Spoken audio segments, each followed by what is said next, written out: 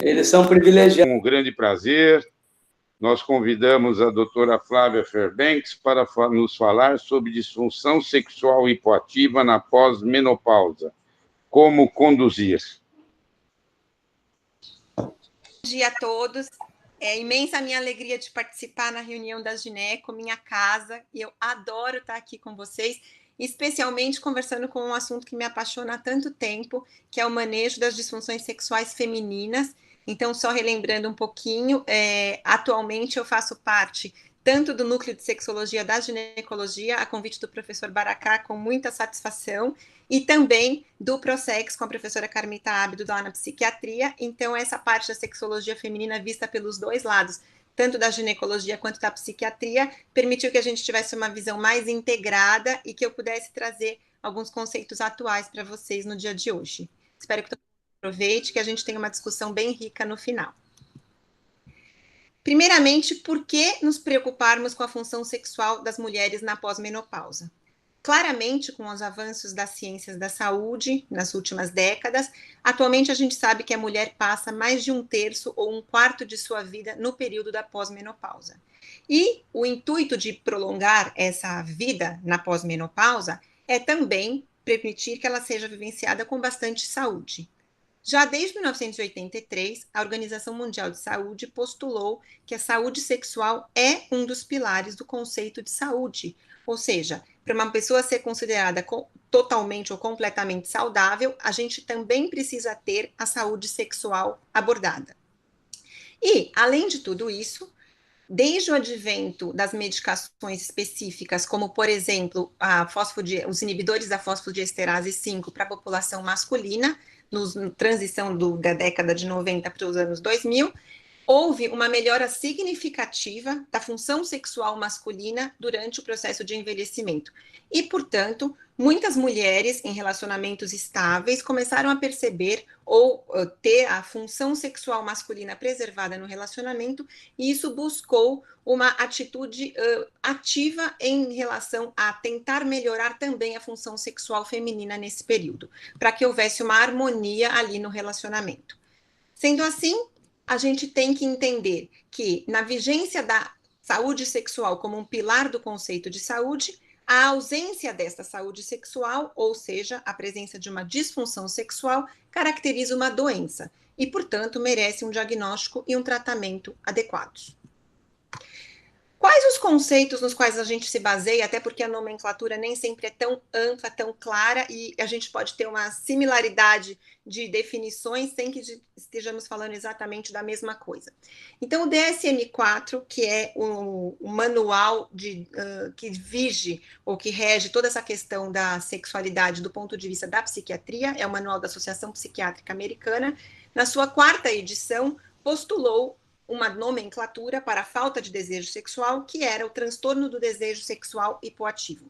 Essa nomenclatura já é ultrapassada e no DSM-5 de 2013 foi trocado para transtorno do interesse e excitação sexual feminina.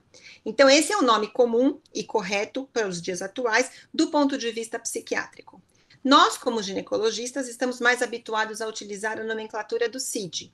Então, no CID-10, o F52 seria a ausência ou perda de desejo sexual, e a CID-11, que a partir de janeiro de 2022 todos vamos precisar utilizá-la, será ela que será totalmente implementada, nós vamos ter a disfunção do desejo sexual hipoativo, trazendo um retorno à nomenclatura do DSM-4, ou seja, na verdade, a gente tem um retrocesso em relação à nomenclatura, acreditando que a falta de desejo é, de fato, a base de tudo isso, e não tanto a manutenção ou mistura do desejo e interesse em situações sexuais. Mas, para a gente se ajustar à nomenclatura do tema proposto, qual seria, portanto, esse transtorno? Seria a deficiência ou ausência das fantasias e desejo sexual por conta de situações onde o estresse interpessoal está envolvido e não podendo ser relacionada a condições orgânicas, doenças psiquiátricas ou outras psicopatias, uso de substâncias ou medicamentos. E tudo precisa ser analisado antes que a gente chegue, de fato, nesse diagnóstico. Seria praticamente um diagnóstico de exclusão depois de toda a investigação médica adequada. Os critérios, de acordo com o DSM-5, portanto, para que a gente defina o transtorno do interesse e excitação sexual feminina, seria a falta de desejo ou o significado ou marcada redução do interesse e da excitação sexual, mostrando uma diminuição importante da frequência sexual, do próprio interesse, dos pensamentos, das fantasias, da responsividade, ou seja, depois a gente fala um pouquinho de resposta sexual, mesmo que procurada, essa mulher não consegue responder, e completamente diferentes de uma situação orgânica ou uma psicopatia associadas. Então, quando eu tenho essa vigência de sintomas com duração de pelo menos 6 meses, em que o estresse esteja envolvido, ou seja, isso precisa causar sofrimento pessoal, eu posso caracterizar como uma disfunção do desejo e interesses sexuais femininos. Qual a prevalência desse tipo de situação? Então, a gente sabe que na população geral, cerca de 40% das mulheres podem apresentar em algum momento de suas vidas uma queixa de diminuição de desejo sexual. Isso é quase que normal. Porém, para que eu faça que eu tenha um transtorno do desejo sexual hipoativo, não basta ter apenas a diminuição do desejo sexual. Eu preciso ter a situação do sofrimento e estresse pessoal concomitantes, com duração de pelo menos 6 meses. Então, na população geral, 8 a 10% das mulheres preencheriam critérios para este tipo de transtorno. Na pós-menopausa, que é o tema da nossa discussão de hoje, essa prevalência aumenta imensamente. Como vocês estão vendo, se eu perguntar uma mulher na pós-menopausa se tem uma dificuldade com o desejo sexual, 88% vão afirmar que sim, tem uma diminuição do desejo sexual. Porém, para muitas delas, isso é considerado normal, próprio do envelhecimento, nem estavam tendo uma expectativa diferente disso. E, portanto, isso não causaria sofrimento. Mas, numa outra população, ainda na pós-menopausa, 15% vão ter sim sofrimento interpessoal associado a essa diminuição do desejo sexual. E 13,5% dessa população preencheriam critérios para o transtorno do desejo sexual hipoativo. Lembrando que 1/3 das mulheres está vivendo na pós-menopausa, então a gente tem uma população bastante significativa de mulheres para atender com essas condições. Muitos estudos já tentaram corroborar essas prevalências de estudos anteriores e, hoje em dia, a gente continua tendo uma incidência bastante similar aos estudos anteriores, mostrando taxas que chegam até 88% de disfunção sexual no período da pós-menopausa e na transição menopausal. Consequentemente, lembrando daquele pilar da saúde e que a gente tenta, como ginecologista, cuidar da saúde integral da mulher também nesse período, a abordagem da função sexual se mostra primordial. O que acontece na transição menopausal e na pós-menopausa que tem esse impacto tão significativo? Então, claramente, como os ginecos sabemos, que as mudanças hormonais, fisiológicas, emocionais, psicossociais relacionadas ao processo são de fundamental importância. Mas, não menos importantes, são as mudanças relacionais. A dificuldade do próprio envelhecimento, que é para algumas mulheres bastante significativa, a dificuldade em enfrentar o envelhecimento do relacionamento e o envelhecimento de seu parceiro, quando um relacionamento de longa data faz com que o aumento das disfunções sexuais para aquelas mulheres que não tinham essa queixa também sofra uma situação expressiva nesse contexto. Portanto, nós temos nesse período do climatério, da transição menopausal e na pós-menopausa, os fatores predisponentes para as disfunções sexuais femininas e, fundamentalmente, para o transtorno do desejo sexual hipoativo, que, como vocês vão ver, é sempre a disfunção mais frequente em todas as faixas etárias das mulheres. Então, quais seriam esses fatores? As experiências sexuais pregressas. Muitas dessas mulheres nunca tiveram uma vida sexual absolutamente satisfatória. E nesse momento fica até um pouco mais complicado, porque associam-se as mudanças inerentes ao período da transição menopausal. Características da própria personalidade e expectativas em relação a esse período. Muitas mulheres, só de pensar no advento do climatério e da fase pós-menopausa, já entendem tudo como negativo, tudo como um período que vai ser muito mais difícil e, consequentemente, não se preparam, não se estruturam para vivenciar essas transições. E o próprio relacionamento conjugal, como a gente falou, que às vezes nunca foi tão bom e agora vai ter que também se associar ou se adaptar às mudanças desse período. temos os fatores precipitantes das disfunções nesse momento, que seriam a idade da menopausa, ou seja, se essa menopausa foi mais precoce ou eventualmente num período mais considerado mais fisiológico. Se a menopausa foi biológica ou iatrogênica, lembrando que da menopausa biológica ou natural, o organismo se prepara lentamente para a entrada nesse processo, enquanto na iatrogênica isso pode ser muito mais abrupto, e a intensidade da síndrome do climatério associada ao processo, com prejuízos na qualidade de vida e também, claramente, na função sexual. E os fatores mantenedores Peço que aguardem, a gente está só resolvendo um probleminha de áudio aqui da professora. Voltando a essa tela, tá tudo certo? Tudo certo.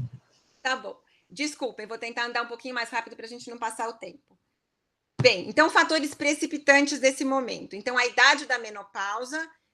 É muito diferente você ter uma menopausa natural na idade em torno dos 48, 50 anos, como a média da população brasileira, ou uma menopausa precoce em torno dos 40 anos, claramente numa fase onde o organismo não está preparado para esse tipo de mudança.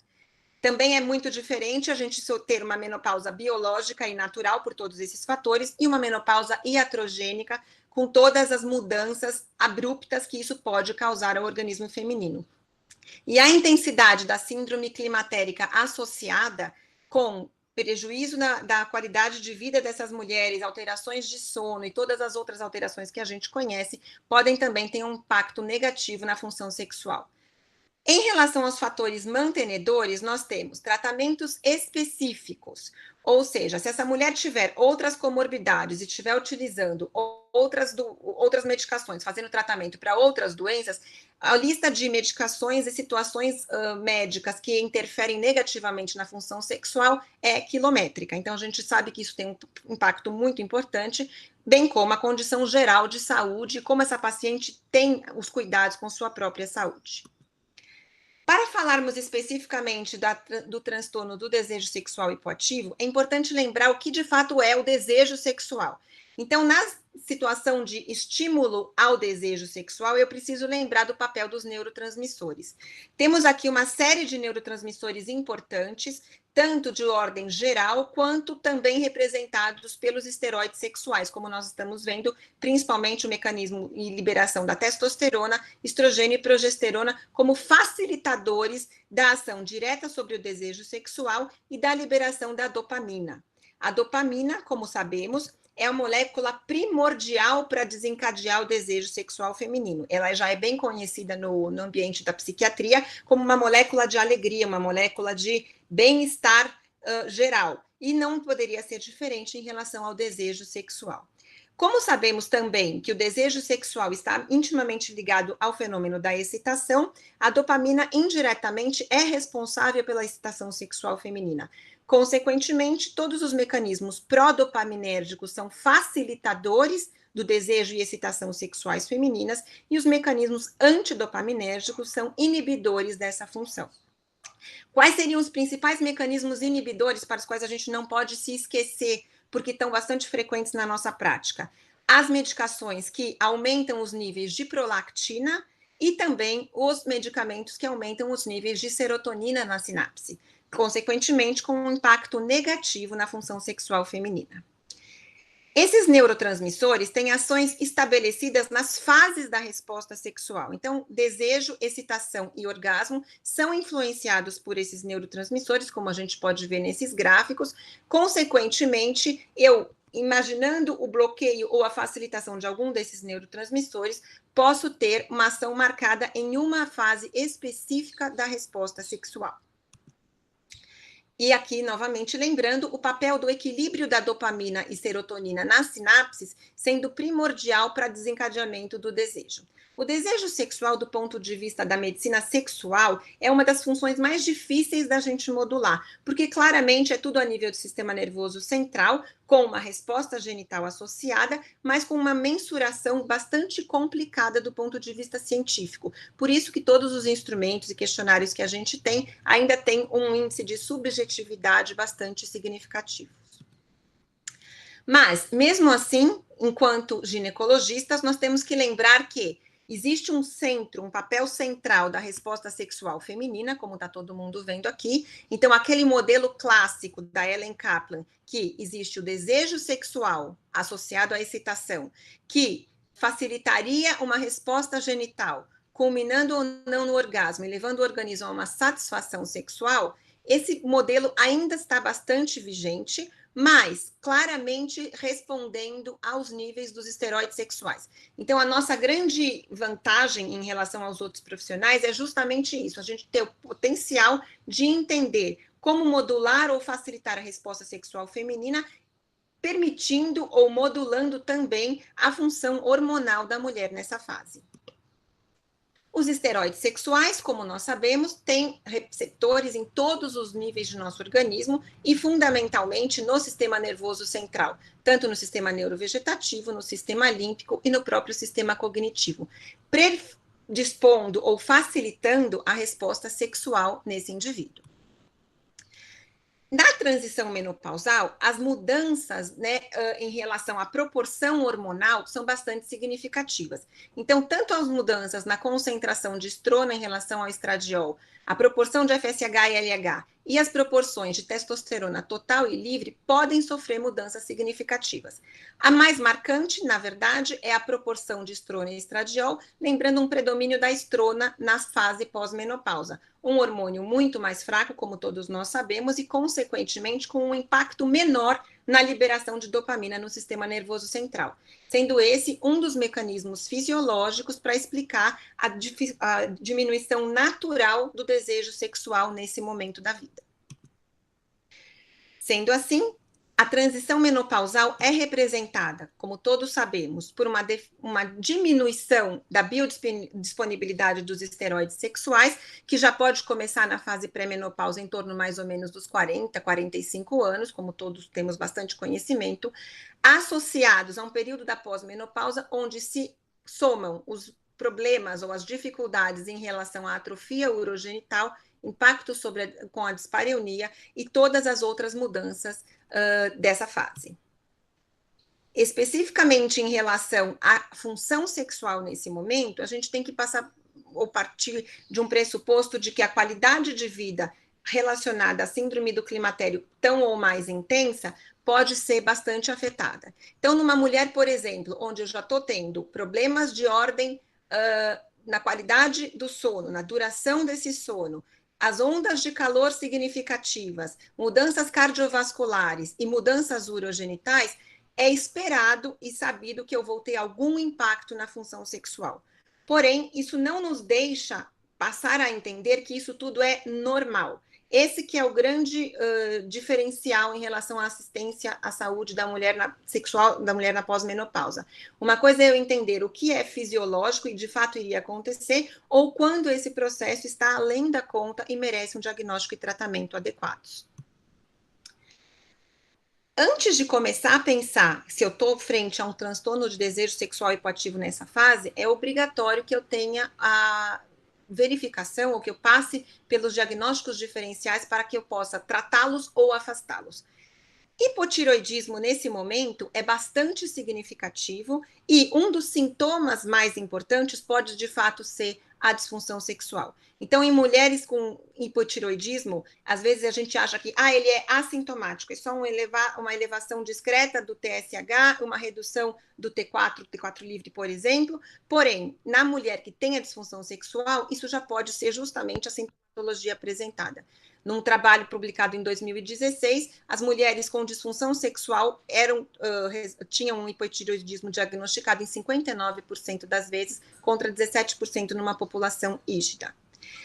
Depressão e ansiedade nessa fase são extremamente significativas também, com mais de 70% de associação, além da síndrome metabólica ser bastante intensa e também responsável pela ocorrência ou desencadeamento da disfunção sexual. O uso de medicamentos, a gente já comentou, todos com potencial de disfunção sexual também. E, além disso, a gente ainda tem uma outra dificuldade, que seria a associação da síndrome do climatério com os fatores das psicopatias, principalmente aqui representados pela depressão, e os sintomas que são comuns. Então, como é que eu posso saber se uma mulher está com dificuldade ou diminuição de desejo sexual, se isso é uma síndrome do climatério específica ou se isso vem junto a um quadro de depressão. É bastante complicado, mas os psiquiatras têm instrumentos para fazer essa diferenciação com mais eficácia e mais segurança do que nós. De qualquer maneira, os sintomas de perda de energia, dificuldade ou déficit de concentração, a própria diminuição de libido, alterações de peso e de sono são comuns aos dois quadros. E toda vez que eu estiver frente a uma paciente com este tipo de sintomatologia, vale a pena uma avaliação psicológica ou psiquiátrica concomitante antes que eu vá exclusivamente para o tratamento da disfunção sexual propriamente dita. A incidência de ansiedade e de depressão pioram todas as fases do desejo sexual, como a gente podia imaginar, e, consequentemente, são a primeira linha do tratamento. Então, antes de eu passar para o diagnóstico e para o tratamento de uma disfunção sexual, eu preciso abordar as psicopatias concomitantes. E então, como é que eu vou fazer para tratar o transtorno do desejo sexual hipoativo na pós-menopausa? Uma vez que eu já passei por todas as etapas anteriores, já afastei as comorbidades, já tratei tudo que for possível, já tenho diagnósticos precisos, eu enquadro a paciente como uma portadora do transtorno do desejo hipoativo. E aí eu preciso enxergar essa paciente como se fosse este elefante, que do meu ponto de vista ele é simpático, mas para muita gente ele pode ser meio assustador. Então, ainda temos o tripé biopsicossocial para entender o que de fato vai ser abordado nessa função sexual na pós-menopausa. Então, eu faço questão da gente passar por todos esses pontos de uma maneira rápida, mas para entender que enquanto um deles não for considerado, a gente vai ter dificuldade no manejo. Do ponto de vista biológico, qual é o impacto ou qual o status hormonal dessa paciente? Quais as comorbidades que ela apresenta? E isso tem algum impacto em relação à sua saúde no geral? Aliás, como é que está a sua saúde no geral e quais os medicamentos que ela utiliza para tratamento de outras funções e estudando os impactos desses medicamentos na função sexual. Em relação aos aspectos sociais, o que ela já traz consigo de mitos, crenças e tabus ou padrões culturais? São muito diferentes na população. Na população mundial, a gente tem uma gama incrível de particularidades que precisam ser enquadradas, e porque essas pacientes entram nessa fase e essas questões culturais se acentuam no período da pós-menopausa. Como está a parceria? Como é que está o relacionamento? Quanto tempo tem esse relacionamento? Tem muitos estudos que já mostram que a idade do relacionamento também está associada a uma mudança do padrão sexual do casal. Como é que está essa paciente em relação a questões profissionais, que hoje em dia tem tanto significado para as mulheres? Questões familiares, como é que ela encara a questão do envelhecimento e da menopausa? E as psicopatias em relação à autoimagem, presença e ausência de depressão e de ansiedade. Esses fatores realçados aqui vão ser os primeiros que a gente vai olhar. Fatores hormonais, saúde geral e comportamento ou entendimento frente ao envelhecimento e à menopausa.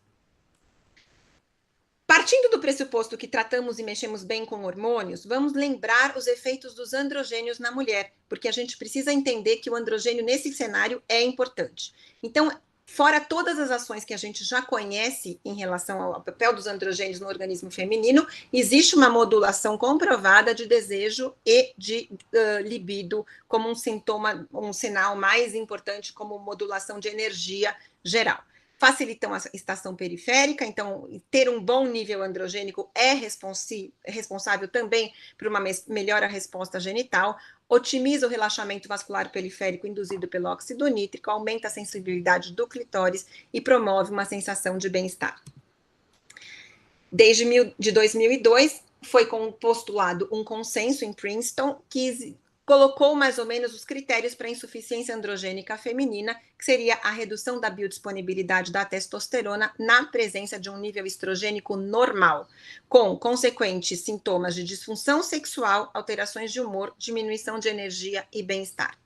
Esse consenso já está um pouco antigo, mas ele ainda pode ser utilizado, porque a gente tem que lembrar que a insuficiência androgênica feminina na vigência de um nível estrogênico normal merece uma abordagem específica. As causas da redução dessa testosterona podem ser o próprio envelhecimento, uma insuficiência gonadal ou adrenal, a menopausa cirúrgica ou uma oforectomia por alguma outra questão, doenças crônicas, tratamento de longa data com corticosteroides e a própria terapia hormonal estrogênica isolada. Sendo assim, a gente precisa entender que neste cenário da insuficiência androgênica, a questão hormonal seria de extrema importância. Eu precisaria, num primeiro momento, identificar a questão sexual e verificar se hormônio é importante nesse cenário. Educar a paciente e o parceiro, verificar se eu tenho alguma disfunção masculina associada, e na vigência ou na dúvida dessa questão, uma avaliação urológica se faria imperativa, identificação dos fatores reversíveis, como, por exemplo, o fator hormonal, e a terapia farmacológica hormonal e não hormonal. Sempre que eu tiver dúvida em relação à presença de uma disfunção sexual nesse momento, ou se eu estou frente a uma diminuição de desejo sexual compatível com um envelhecimento saudável, eu posso aplicar um questionário.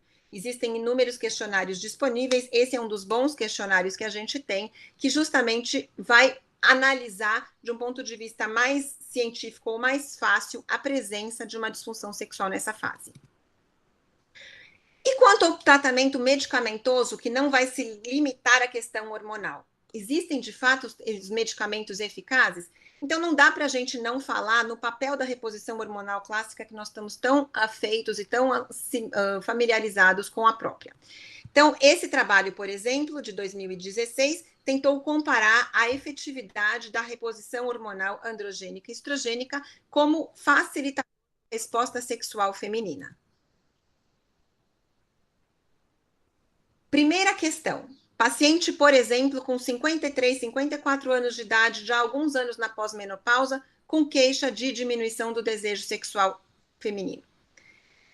Primeira questão, tenho um desejo sexual, ela vem com uma queixa de desejo sexual, inativo ou hipoativo.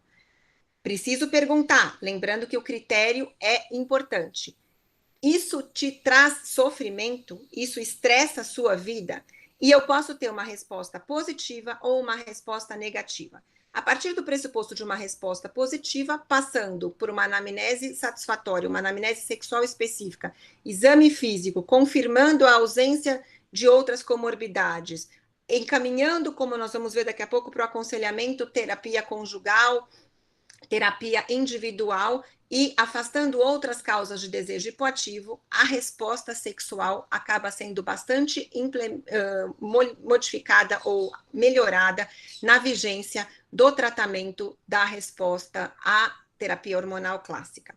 Então, é importante que a gente entenda que tem um papel muito significativo e que pode ser, de fato, a única terapia que essa mulher precisa, se a questão hormonal for a primordial. No entanto, essa questão hormonal tem que ser vista dos dois pontos de vista, porque este outro trabalho, por exemplo, também publicado em 2016, mostrou que o nível de testosterona basal de um grupo de pacientes em relação ao nível basal do desejo sexual não tinha nenhum tipo de correlação. Porém, esse nível basal do desejo sexual, quando novamente avaliado após a implementação da terapia hormonal, aí sim eu tinha uma resposta expressiva. Então, o que eu quero dizer é que não adianta dosar a testosterona no início do período da transição menopausal do climatério e, tem testosterona baixa, está com diminuição de desejo sexual por causa disso. Esses estudos são muito claros, não é isso que resolve. Porém, a reposição associada à terapia clássica da própria testosterona na pós-menopausa pode ter um impacto significativo do ponto de vista de melhora dessa função. Em relação à própria testosterona, isso já foi motivo de estudo também, muitos estudos internacionais e estudo em nosso meio. Em 2017, a SOGESP se preocupou com esse tipo de questão e nos convidou para fazer uma revisão sobre o tema e como melhorar a função sexual a partir do uso da testosterona. Quais seriam as recomendações nacionais? Naquele momento, novamente, fomos repensar quando repor a testosterona numa mulher. Então, simplesmente, o consenso de Princeton se mostrou ainda vigente, por isso que eu coloquei naquela publicação, porque os sintomas climatéricos rebeldes à terapia hormonal exclusiva com estrogênios mereciam uma reposição de testosterona em alguns casos, principalmente quando a queixa era a diminuição da libido persistente após a reposição hormonal clássica com estrogênio ou estrogênio e progesterona, dependendo da paciente. Essa melhora da reposição hormonal associando a testosterona facilitava, inclusive, o bem-estar geral e, consequentemente, uma biodisponibilidade para a atividade sexual. Consequentemente, esse organograma, que na verdade a gente não precisa ficar falando, mas é só para uma ilustração, mostrava que passava sempre na dúvida da reposição androgênica, existia a possibilidade da avaliação de níveis estrogênicos, eles sempre precisavam ser reavaliados para que eu chegasse a uma indicação precisa dessa reposição de testosterona. E, portanto, a recomendação daquele momento, em 2017, que foi depois abraçada pela Febrasgo e ainda está vigente nos dias de hoje, a Febrasgo implementou as mesmas recomendações da SOGESP em 2019, são que a testosterona por via transdérmica pode ser utilizada nas mulheres na pós-menopausa com queixa sexual, principalmente se essa queixa for o próprio transtorno do desejo e excitação sexuais femininos, que é o que a gente está trabalhando hoje. Não se recomenda o uso de testosterona por via oral, claramente pela falta de segurança. Não foram encontrados estudos com finalidade terapêutica para pacientes com outras queixas que não as sexuais e a vigilância permanente sobre a saúde genital e ginecológica geral dessas mulheres era muito importante. E que outros medicamentos a gente pode conversar? Flibanserina. Flibanserina veio com o nome da pílula rosa, né? Enquanto o Viagra recebia o nome da pílula azul, então a flibanserina foi a grande expectativa do mercado farmacológico quanto à pílula rosa. É um antidepressivo, então ele foi o começo do estudo da flibanserina foi justamente como um antidepressivo. Percebeu-se que ele não era um bom antidepressivo, porém as mulheres queriam continuar usando, apesar de não ter uma melhora nos sintomas depressivos. E após uma avaliação mais pormenorizada do porquê essas mulheres queriam manter esse tipo de medicação nos grupos de estudo, foi bastante associado a uma melhora da função sexual naquele momento, justamente porque reduz o nível de serotonina e eleva os níveis de dopamina e de noradrenalina. Facilitaria a resposta sexual, os impulsos excitatórios, então a resposta genital ficava mais marcada nessas mulheres, mas existia uma contraindicação absoluta ao uso concomitante do álcool. Então, essa medicação, no momento, ele era tratado como uma grande expectativa, um grande trunfo da indústria, mas principalmente por conta dos efeitos colaterais, como a gente vai ver, ela acabou caindo numa situação não de desuso, mas de pouca indicação. Um dos estudos importantes publicados na menopausa em 2014 tentou estudar quase 1.000 mulheres com uma menopausa natural com desejo sexual hipoativo, sendo 480 tendo utilizado a flibanserina, 467 flibanserina, 480 placebo. Os grupos mostraram um aumento significativo dos scores do questionário mais utilizado para a função sexual, que é o FSFI, melhora da função sexual, mais um aumento de eventos desencadeantes de efeitos colaterais importantes, com abandono ou interrupção do tratamento em 10% dos casos. O mesmo resultado praticamente foi encontrado num outro trabalho de 2017, com o uso de 16 semanas de flibanserina por um grupo de quase 400 mulheres, que também mostrou altas taxas de descontinuidade, dados os efeitos colaterais.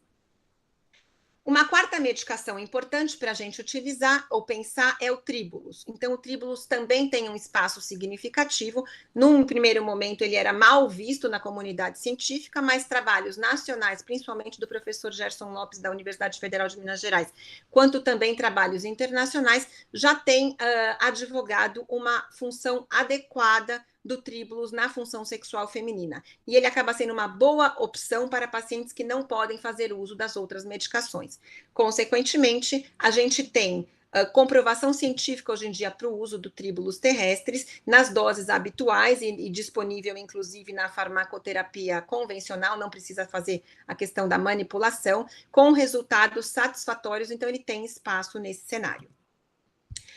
O manejo terapêutico nesses casos, portanto, a gente precisa fazer a abordagem inicial, pensar quais são as funções ou as disfunções encontradas no estilo de vida e condições clínicas, tratar essas condições, pensar na deficiência hormonal como parte importante do nosso aspecto quanto ginecologistas para o tratamento dessas questões, se existe espaço para reposição hormonal e nunca esquecer das desordens psicossociais, encaminhando o casal para psicoterapia, terapia de casal e terapia individual quando necessário.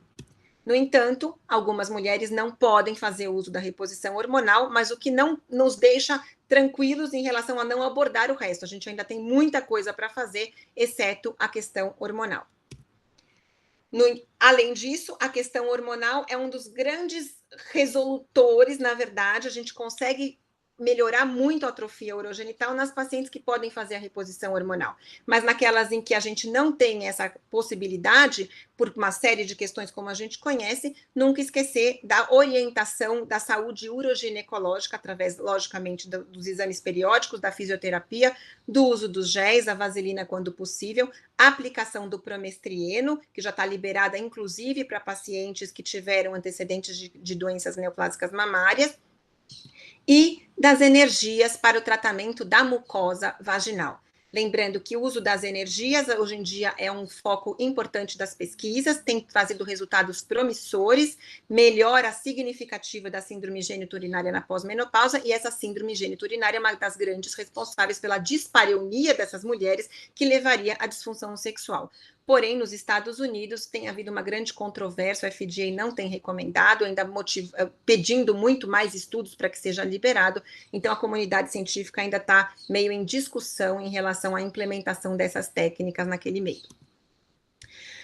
E as outras abordagens igualmente eficazes, eu já estou quase terminando, professor, desculpa que deve atrasar um pouquinho por causa daquela desconexão, seriam justamente as abordagens psicológicas. Então, para mulheres onde eu não tenho espaço para fazer nada do que foi comentado anteriormente, a gente tem importante conhecimento já a respeito dos papéis satisfatórios da abordagem biopsicossocial, do relacionamento e da atividade concomitante em relação a outras categorias, como, por exemplo, acupuntura, outras terapias e assim por diante. Então, o acompanhamento psicológico especializado, às vezes isolado ou associado a outros medicamentos que a gente possa fazer, pode auxiliar a paciente com o casal e o casal com disfunção sexual, principalmente através da identificação dos fatores estressantes, que são tão importantes quanto todos os outros, como se a gente for lembrar daquela figura do elefante. Então, às vezes a pessoa não vai usar medicamento, não tem possibilidade de usar hormônio, nem quer fazer uso de nada disso, porque ela entende que o fator psicológico pode ser avaliado ou agradado. E, consequentemente, esses estudos recentes também mostram esse papel significativo. Os efeitos da terapia sexual exclusiva para a manutenção da saúde sexual dessas mulheres também são bastante interessantes. A gente tem efeitos positivos da terapia sexual. Então, se eu não souber o que fazer ou não tiver abordagem adequada para uma mulher na pós-menopausa com disfunção sexual, principalmente o desejo hipoativo, posso sim fazer um encaminhamento para o profissional da psicologia ou psiquiatria especializado, que eu vou ter um benefício na psicoterapia exclusiva também. E um guideline importante em relação ao desejo sexual hipoativo mostra que todos esses passos são primordiais. Não posso escolher um desses passos. Então, Domingo Palacios, que é o grande estudioso dessa área, em 2002, tinha postulado aquele modelo que eu coloquei para vocês nos quadradinhos, e a Sociedade Internacional de Preservação da Saúde Sexual Feminina colocou que exatamente todos esses fatores adequados em conjuntos é o que podem trazer, de fato, a melhora da saúde sexual para essas mulheres, como esse fluxograma que eu estou mostrando para vocês. Quando indicar, portanto, o tratamento medicamentoso? Sempre que houver prejuízo de qualidade de vida. As opções são múltiplas, como a gente viu, mas ainda também são limitadas. Os resultados vão depender de uma série de fatores, porque cada uma delas vivencia o biopsicossocial de uma determinada maneira, mas o nosso papel é fazer uma avaliação adequada e encaminhar quando essa paciente precisar. Estão listadas aqui as possibilidades já discutidas anteriormente, e o teste terapêutico para eu saber se eu continuo insistindo nesse tipo de via ou se eu preciso encaminhar para um serviço especializado é recomendado por 6 meses. A partir de 6 meses não houve resposta específica, vale a pena encaminhar para um serviço adequado. E eu gostaria de convidar todo mundo para finalizar a conhecer o nosso projeto de pesquisa em andamento aqui no Núcleo de Sexologia da Ginecologia, coordenação do professor José Maria, onde eu participo como pesquisadora principal, e muitos colegas também, agradeço especialmente a Juliana, Andréa, Tarsila, onde a gente está usando a testosterona tópica e transdérmica para avaliação da melhora da resposta sexual e da sintomatologia climatérica nas mulheres na pós-menopausa. Adoraria que vocês pudessem conhecer os nossos objetivos, que vão ser justamente avaliar todas essas funções. Temos uma série de objetivos mais específicos que vão ser listados a pormenor num outro momento, e encarecidamente pediria que os colegas encaminhassem para nós essas pacientes, porque a gente tem tantos critérios de inclusão e exclusão que às vezes a nossa amostra fica limitada e a gente está precisando, inclusive através da mídia social, estamos fazendo o recrutamento de pacientes fora do HC. Então, nada melhor do que a gente receber já as nossas próprias pacientes para colocá-las no estudo. E, além disso, só convidar e lembrar todo mundo um curso que vai acontecer agora do dia 9 ao dia 12 de novembro, totalmente online, onde a gente está muito grato, vai ser a terceira edição do nosso curso da imersão em sexualidade, foi um sucesso absoluto nos outros anos enquanto presencial, e a gente já está com mais de 400 inscrições nesse momento, vale a pena, o programa está imperdível. Muito obrigada também aos meus colegas que estão organizando comigo lá o curso, a gente está bastante interessado, e eu estou dando-me totalmente à disposição para